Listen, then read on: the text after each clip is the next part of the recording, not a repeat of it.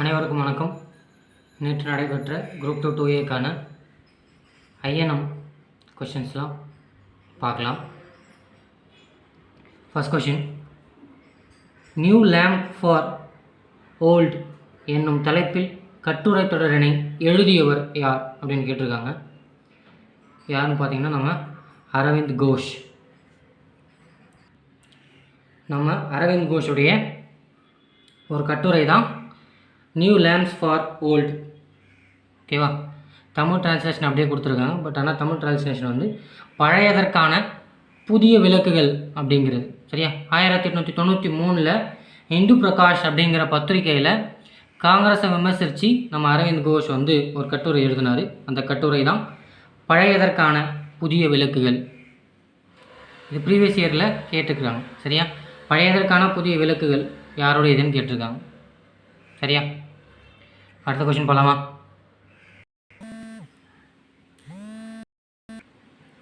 அடுத்த கேள்வி, ஜவஹர்லால் நேருவின் நூல்கள் அவர் வெளியிட்ட ஆண்டின் அடிப்படையில் காலவரிசைப்படுத்துக. சரியா?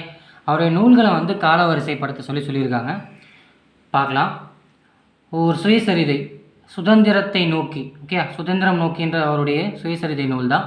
அது வந்து 1936 எழுதப்படுது. சரியா? இந்திய அரசு சட்டம் வந்ததுக்கப்புறம் சுதந்திரத்தை நோக்கின்ற நூலை வந்து எழுதினார். அதுதான் அவருடைய சுயசரிதையும் கூட.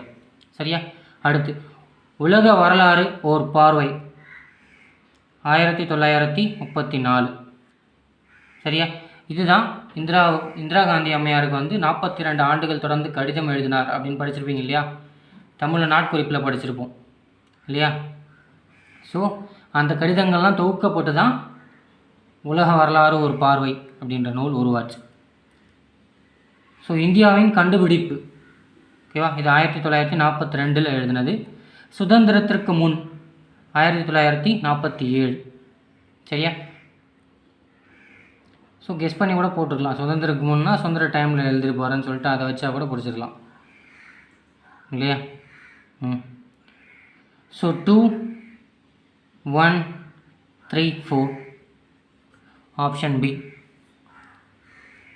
நெக்ஸ்ட் கொஷின் போகலாமா? அடுத்த கொஷின், பின்வரும் அடித்தளங்களை அடுத்து தொடர்புடைய பெயர்களோடு சரியாக பொருத்துக அப்படின்னு கொடுத்துருக்காங்க. ஏ, தென்னிந்திய நல உரிமைகள் சங்கம். ஓகேவா? 1916. ஓகேவா? ஜஸ்டிஸ்ன்ற ஒரு பத்திரிகை நடத்துகிறாங்க. அதுக்கப்புறம் ஜஸ்டிஸ் பார்ட்டினே அது உருவாகுது. ஸோ யார்? சி, நடேசனார். சரியா? 3 பேர் உருவாக்கியிருப்பாங்க. டிஎம் நாயர், சி நடேசனார், பிடி தியாகராயர் இல்லையா? ஸோ நடேசனார்னு குறிப்பாக பார்த்தோம்னா 1912 மதராஸ் ஐக்கிய கழகத்தை உருவாக்கியிருப்பார். 1916 திராவிடர் இல்லம் வந்து உருவாக்கியிருப்பார். இது ரெண்டும் நடேசனார் செஞ்சது. தென்னிந்திய நல உரிமைகள் சங்கம் உருவாக்கின 3 ஒருவர் தான் நடேசனார். ஸோ ஏக்கு 4. ஸோ எல்லாமே வந்திருக்கு. ஸோ குடியரசு இதழ் 1925 சுயமரியாதை இயக்கத்துடைய அதிகாரப்பூர்வ இதழாக குடியரசு இதழ் தான் இருந்தது. தந்தை பெரியார். 4, 3. ஸோ இதுலேருந்து ஆப்ஷன் கிடச்சிச்சு. ஆப்ஷன் சி தான். ஸோ தொழிலாளர் அமைப்புகளின் தோற்றம் 1918 தான் வந்து இந்தியாவின் முதல் தொழிற்சங்கமாக சென்னை தொழிற்சங்கம் உருவாக்கப்பட்டது. ஓகேவா? அதுக்கு முக்கியமான 3 நபர்கள் காரணம். ஏ சிங்காரவேலர், நம்ம திருவிக்கா, பிபி வாடையா அப்படின்ற ஒருத்தர் இருக்கார். அன்னிபேசன் கூட இருந்திருப்பார். இவங்க 3 பேர் தான் முக்கிய காரணம். ஸோ அதில் முக்கியமான காரணம் பார்த்தா நம்ம சிங்காரவேலரை சொல்லலாம். சரியா? 1925 கான்பூர் பொது உடைமை மாநாட்டுக்கு தலைமை வகிச்சிருப்பார். அதுவும் முக்கியமான கேள்வி. சிங்காரவேலர் பற்றி கேட்கலாம். இன்னும் சிங்காரவேலரை பற்றி சொல்லணும் அப்படின்னா 1923 மே தின விழாவை முதல்ல கொண்டாடினவர், ஏற்பாடை செய்தவர் வந்து சிங்காரவேலர் தான். சரியா? அடுத்து, சுதந்திர கட்சி சி ராஜகோபாலாச்சாரி. சரியா? சுதந்திர கட்சியை 1959 தொடங்கியிருப்பார். சரியா? ராஜகோபாலாச்சாரியை பற்றி முக்கியமான கேள்வின்னு பார்த்தோம்னா விற்பனை வரியை கொண்டு வந்தவர் வந்து ராஜகோபாலாச்சாரி தான். ஓகேவா? மது விலக்கு அமல்படுத்திட்டு அதுக்கான வருமானத்தை ஈடுகட்டுறதுக்காக சேல்ஸ் டேக்ஸ் கமிஷனை கொண்டு வந்திருப்பார் இல்லையா. So option C. அடுத்த கேள்வி, கூற்று காரணம் கொடுத்துருக்காங்க.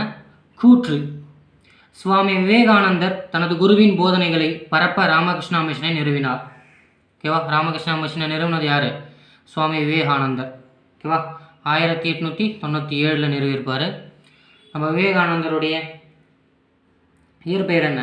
நரேந்திரநாத் தத்தா இல்லையா. ஸோ ராமகிருஷ்ணா மிஷன் காரணம் பாருங்கள். ராமகிருஷ்ணா மிஷன் ஒரு துறவற அமைப்பு மற்றும் அது மனிதனின் ஆன்மீக வளர்ச்சிக்கு தன்னை அர்ப்பணித்தது. ஓகேவா. ரெண்டுமே சரியாக தான் இருக்குது. ஏ மற்றும் ஆர் சரி. ஏனுடைய சரியான விளக்கம் சரியா. ஸோ நம்ம ராமகிருஷ்ணா மிஷன் பற்றி பார்த்தோம்னா,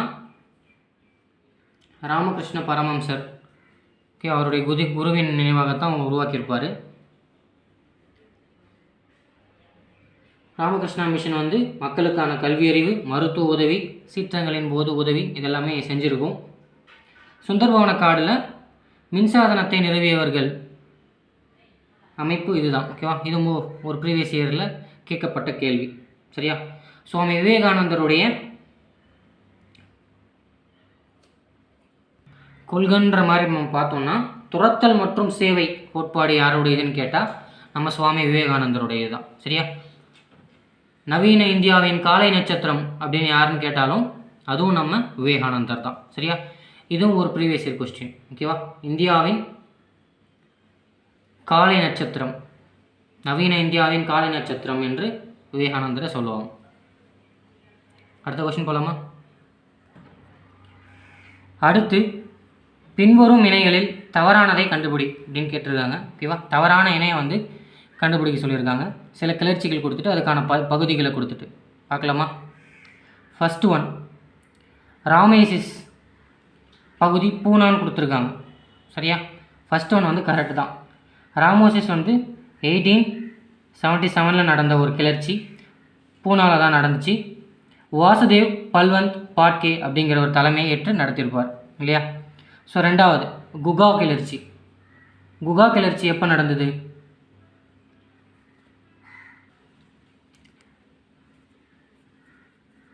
1840 குகா கிளர்ச்சி நடந்திருக்கும். குகா கிளர்ச்சிக்கு இன்னொரு பேர் வந்து நாம்தாரி அப்படின்னு சொல்லுவாங்க.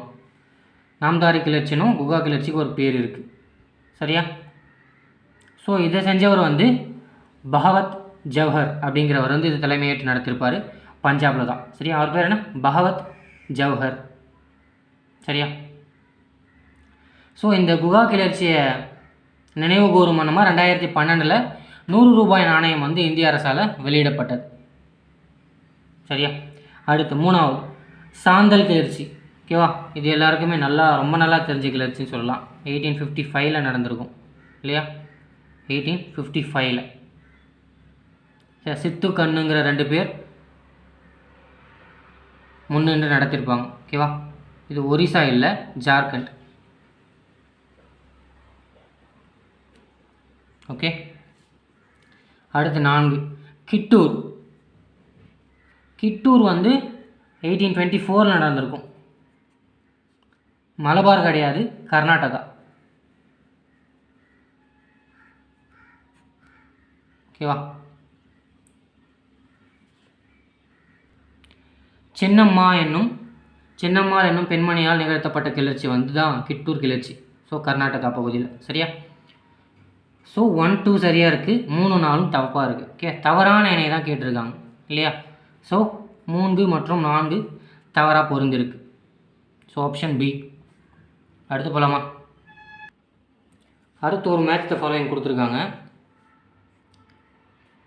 பிராமணர் அல்லாதோர் இயக்கம் சரியா. ஸோ இது நம்ம ஈவேராக வரலாம். ஸோ பிராமணர் அல்லாதோர் இயக்கம்னா நீதி கட்சியை சொல்லலாம். ஸோ அது சம்மந்தப்பட்ட இங்கே யாரும் இல்லை. சரி, ஏ இருக்கட்டும். பி, சுயமரியாதை இயக்கம். ஓகேவா. 1925 ஈவே ராமசாமி. ஸோ பிக்கு 2. ஸோ இதில் வந்து நம்ம ஆப்ஷன் டியை தான் சூஸ் பண்ணி ஆகும், வேறு வழி கிடையாது. சுத்தி இயக்கம். ஓகேவா. சுத்தி இயக்கம் யாருது? ஜோதிராவ் புலே. ஜோதிராவ் புலே என்று பாருங்கள். சுத்தி இயக்கம் தயானந்த சரஸ்வதி. ஓகேவா? இந்து சமயத்திற்கு மாறி போனவர்களை திரும்பியும் இந்து சமயத்துக்கே கொண்டு வர்றதுக்காக நடத்தப்பட்டது தான் சுத்தி இயக்கம். இது தயானந்த சரஸ்வதி அம்மையார். சரியா? 2, 3. ஓகேவா? சத்தியசோதக் சமாஜ் தான் உண்மையே நாடுவோர் சங்கம் அப்படின்னு படிச்சிருக்கோம் இல்லையா, அதுதான் ஜோதிராவ் புலே. ஸோ இங்கே ஆப்ஷன் 1ன்னு கொடுத்துருக்கணும். ஸ்ரீ சாஹு மகாராஜா. ஓகேவா? இவரை நம்ம எங்கே படிச்சிருப்போம்? இடஒதுக்கீடு படிக்கும்போது படிச்சிருப்போம். ஓகேவா? இந்தியாவில் முதல்ல கொண்டு வரப்பட்ட இடஒதுக்கீடு வந்து இவர் கொண்டு வந்தது தான் 1902 கோல்ஹாப்பூர் சமஸ்தானத்தில். சரியா? பிராமணர் அல்லாதவர்களுக்கு 50% இடஒதுக்கீட்டை வந்து கொடுத்துருப்பார். சரியா? ஸோ அங்கே தான் நம்ம இவர் படிச்சிருப்போம். இவருக்கும் பிராமணர் அல்லாத ஒரு இயக்கமும் என்ன சம்மந்தம்னு தெரியல. ஸோ பிராமணர் அல்லாதவர்களுக்கு கொடுத்துருக்காரு இல்லையா, ஸோ அதை வேணால் ஸ்ரீ சாஹு மகாராஜா வேணாலும் நம்ம எடுத்துக்கலாம். ஸோ இதை மாற்றி கொடுத்துருக்கணும்னு நினைக்கிறேன். ஸோ டி ஆப்ஷன் கொடுக்குறாங்களா இல்லை கிரேஸ் மார்க் எல்லாத்துக்கும் கொடுக்குறாங்களான்னு தெரியல. அதை நம்ம வெயிட் பண்ணி பார்க்கலாம். அடுத்த கொஷின் போகலாம். அடுத்த கேள்வி இதுவும் ஒரு மேட்ச் தான் கொடுத்துருக்காங்க, பார்க்கலாம் வாங்க. தோற்றுவித்தவர்களுடன் தொடர்புடைய செய்தித்தாளை சரியாக பொறுத்துக்கன்னு கொடுத்துருக்காங்க. So Richard Johnson, Madras Courier. சரியா? ஸோ இந்தியாவிலேயே முதல்ல ஏற்படுத்தப்பட்ட பத்திரிகை வந்து மദ്രാஸ் கூரியர். 1785 ரிச்சர்ட் ஜான்சனால் உருவாக்கப்பட்டது. சரியா? அரசாங்கத்திற்கான அறிவிப்புகள் அனைத்தும் அச்சிடுவதற்கான அதிகாரப்பூர்வ இதழாக வந்து செய்தித்தாளாக வந்து இருந்திருக்கும் மദ്രാஸ் கூரியர். சரியா? அடுத்து ஜிபி பிள்ளை. ஸோ இவர் வந்து மദ്രാஸ் ஸ்டாண்டர்ட் அப்படின்ற பத்திரிகையை உருவாக்கியிருப்பார் 1904. சரியா? மூணாவது சார்லஸ் லாம்சன் மற்றும் ஹென்ரி கார்னிஷ். இவர் வந்து மദ്രാஸ் மெயில் அப்படிங்கிறத உருவாக்கியிருப்பார். ஸோ 1868. ஜி சுப்பிரமணிய ஐயர், இது எல்லாருக்குமே நல்லாவே தெரியும், 1878 the Hindu. So option 1, 3, 2, 4 option ஏ.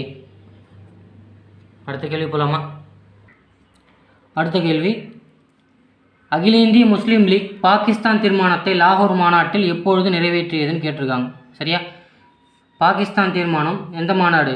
லாகூர் மாநாட்டில் எப்பொழுது நிறைவேறுதுன்னு கேட்டிருக்காங்க. ஸோ இது எப்போ? முஸ்லீம் லீக் வந்து விடுதலை நாளாக வந்து காங்கிரஸ் பதவி விலகிய நாளான டிசம்பர் 22 கொண்டாடிருப்பாங்க இல்லையா.